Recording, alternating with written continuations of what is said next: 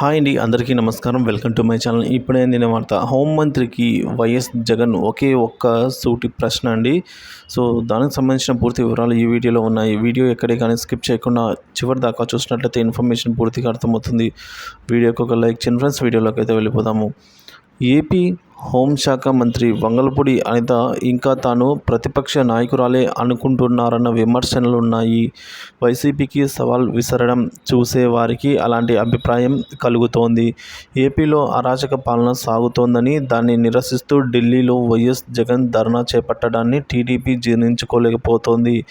AP అంటే ఇతర రాష్ట్రాల్లో భయం కలిగేలా ఢిల్లీ వేదికగా జగన్ ఒక వాతావరణాన్ని సృష్టించారనే ఆవేదన, అక్కసు టీడీపీ నేతల్లో చూడవచ్చు. ఈ నేపథ్యంలో అసెంబ్లీలో హోంశాఖ మంత్రి అనిత తనదైన స్టైల్లో వైఎస్ జగన్పై విరుచుకుపడ్డారు. జగన్ దమ్ము గురించి ఆమె మాట్లాడడం గమనార్హం. ఏపీలో 36 హత్యలు జరిగాయని, ఢిల్లీలో జగన్ అబద్ధాలు చెప్తున్నారని అసెంబ్లీ వేదికగా ఆమె తప్పుపట్టారు.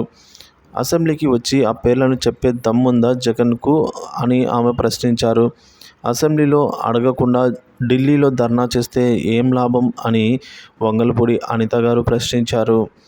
రాష్ట్రానికి పెట్టుబడులు రాకుండా జగన్ కుట్ర చేస్తున్నారు అని మంత్రి అనిత విమర్శించారు. ఇదిలా ఉండగా జగన్ దమ్ము గురించి అనిత మాట్లాడ్డాన్ని వైసీపీ నాయకులు తప్పుపడుతున్నారు. చంద్రబాబు మంత్రులకు దమ్ము ఉంటే, ధైర్యం ఉంటే బడ్జెట్ను ప్రవేశపెట్టాలని వైసీపీ నాయకులు సవాల్ విసురుతున్నారు.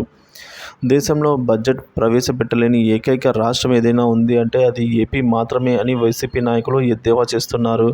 తనను విమర్శించడం వల్ల కలిగే ప్రయోజనం శూన్యమని, బడ్జెట్ను ప్రవేశపెట్టి ప్రజలకు ఇచ్చిన హామీలను నెరవేర్చే దమ్ముందా అని వైసీపీ నాయకులు నిలదీయడం గమనార్హం.